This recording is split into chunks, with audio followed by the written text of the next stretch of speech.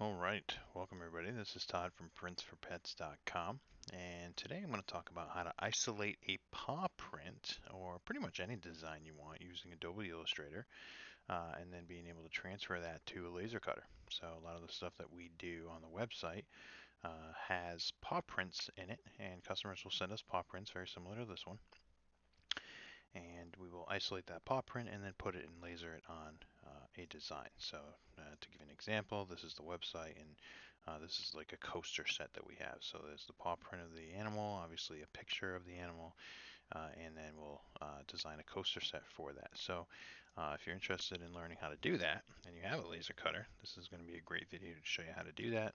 And if you don't have a laser cutter, it's okay. Just take a look at the website. It'll be linked down below, and take a look at some of the stuff that you may want to get. So without further ado, let's take a look at this design here. So this is a picture that was sent to us by a customer, and it is a paw print that is kind of embedded in a tile. So the first question the customer had was, well, hey, listen, is this something that is going to be able to work?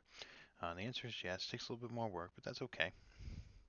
A couple of things I'm noticing right off the bat is that we're missing a pad, or we have a very light pad here. We're missing a pad or extremely light pad here, um, and um, and this pad looks very similar to this pad, just a little bit smaller. So we'll use that information later as we try to make a complete pad for the animal. But the first thing I'm going to do is let's crop this down. We don't need this size of an image here. The only thing that we need is the paw prints. All right, so we'll take that, and the next thing we're going to do is we're going to trace this image. So right now this is just a picture that we've imported in here. We want to be able to edit it and do things with it, so we're going to trace it in a high fidelity photo, and that's what it looks like, which is great. And then we're going to expand that photo, and now we can basically edit all of the different shades and shapes that are in this picture. We'll grab our magic wand here, and we'll start cleaning up this picture. All right, and already we can see that we have some isolated prints here. Now it becomes a little bit more difficult as you get designs that are really close. So you can see if I select that, it just selects everything. And the way to avoid that is right click. Hold on, let's select this here.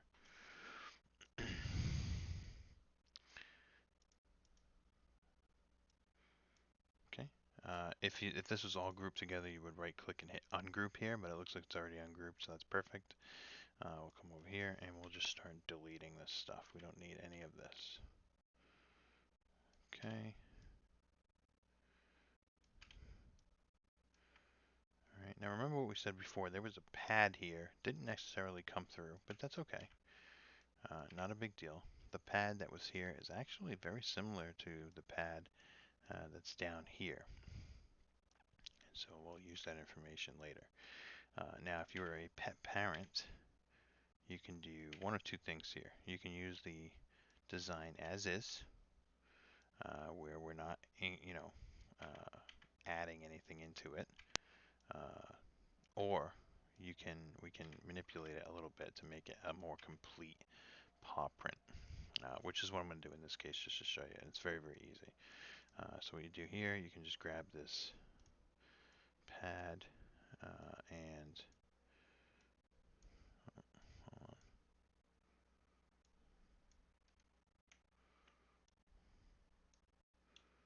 and move this pad up.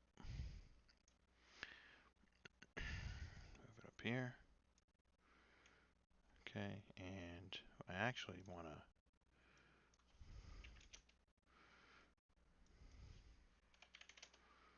change it a little bit. Let's make it minus 15. Okay, that looks pretty good. Okay, again, you can choose to do that or you can choose not to. It's completely up to you. But for laser cutting, it is nice to have something that's a complete paw print. So if your pet has passed away and there's no way to get a complete paw print, this is a pretty easy way of creating one that I just did. Took me 2 seconds. Alright, a little bit too much on the delete there. And we'll clean this up a little bit, like this. Try to get some separation between these prints here, these pads.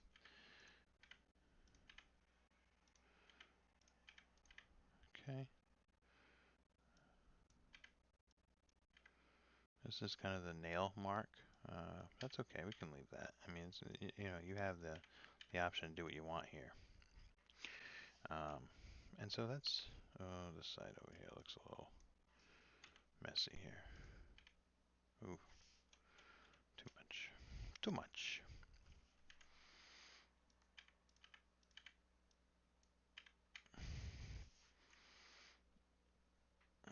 Okay. This is all extra in here.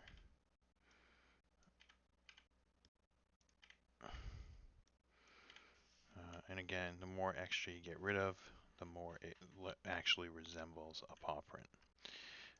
So from here, this looks pretty good. I'd clean this up a little bit more if it was an actual customer order, but this is just to demonstrate what we're doing here.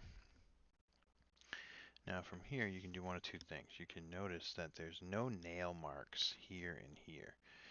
So if you want to add a nail mark, you can certainly do that. Or if you want it just original to what the paw print is, you can certainly do that as well. Now we have the paw print. Now if you want to create two paw prints, the first thing we're going to do is we highlight everything and we're going to come over to transform, reflect. We want a vertical reflect and we want to create a copy, right? And then we're going to zoom in here. Zoomed in too much. Okay. And there's the copy of the paw print. Right, and come over here. And you can do whatever you want with this now. You can change the angle, make it, you know,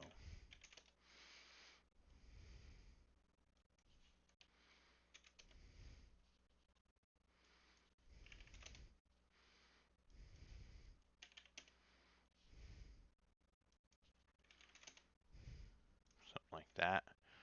Um, you know, so, you know, it looks like two steps. You can do whatever you want.